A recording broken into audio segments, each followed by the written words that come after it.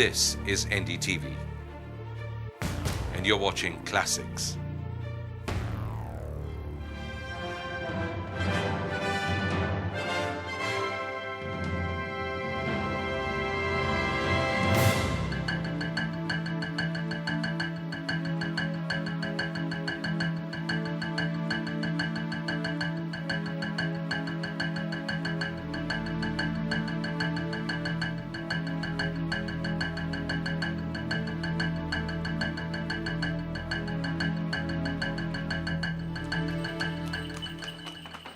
On the streets of Anantnag town, this is not an uncommon sight. Men walking through the bazaar and AK-47 casually draped across their shoulder. Each one of these men was once a dreaded militant. Today they make up the valley's largest group of surrendered militants, the JK Ikhwan, armed men who switched sides and now work for the state. Spending time at their official headquarters is a surreal experience. As we speak to the man who describes himself as the chief commander of this group, his comrades are spread across the lawn. Some stare down stony-faced from the roof. In each case, their rifles, pistols and automatic guns, casual extensions of themselves. In the early 90s, the Ikhwanis played a crucial role in breaking the back of militancy, providing inside tracks into groups they were once part of. A decade later, they are perhaps the most damned people in the valley. हमारे खिलाफ आप Pakistan TV देखें, तकरीबन रोज वो हमारे खिलाफ उनका प्रेपगंडा होता है. एक प्रेपगंडा हमारे खिलाफ चल रहा है. हुर्रियत कॉन्फ्रेंस जो यहाँ पर है, वो हमारे खिलाफ प्रेपगंडा कर रही है. उनका काम ये है कि इन लोगों को तोड़ दो, क्योंकि हम लोग निकले हैं इनमें से. हम लोग वो थे जो मिलिटेंट थे पहले, और हम लोगों ने इनके खिलाफ लड़ना शुरू कर दिया और हम लोगों ने इनकी कमर तोड़ दी. जो मिलिटेंट थे इनके बेस, इनके टॉप कमांडर्स हमने मार दिए. टॉप कमांडर्स हमने आर्मी ऑपरेशन में या पुलिस के ऑपरेशन में मारवा दिए. इन लोगों के खिलाफ सिर्फ हम लोग सक्सेसफुल रहे, इफेक्टिव काम किया हम लोगों ने इनके खिलाफ. तो ये लोग इसीलिए चाह रहे हैं कि ये लोग किसी तरह से इन लोगों को बदनाम किया जाए. Today, many Ikhwanis are on the temporary payroll of the Special Task Force or the Special Operations Group, separate wings of the state police, on a standard salary of 1,500 rupees a month.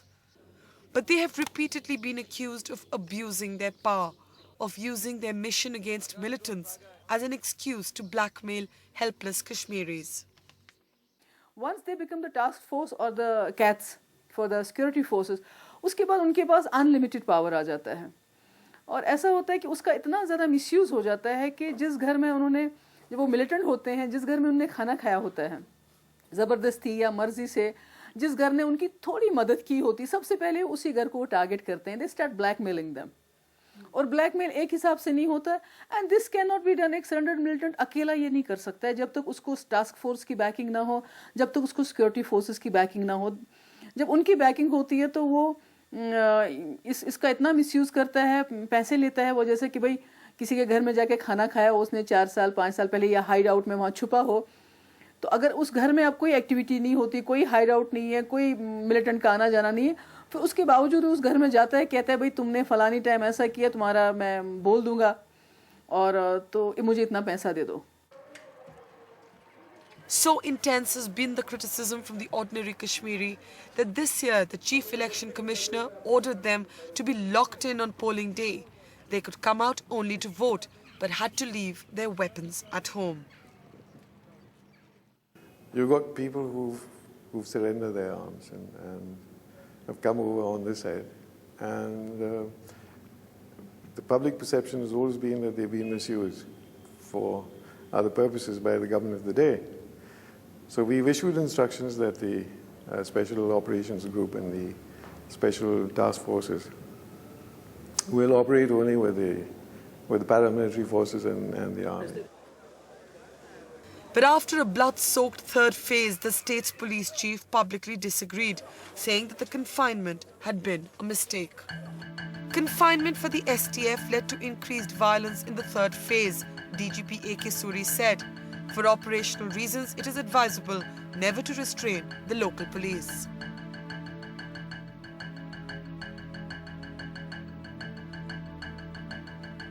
And here was the crux of the debate.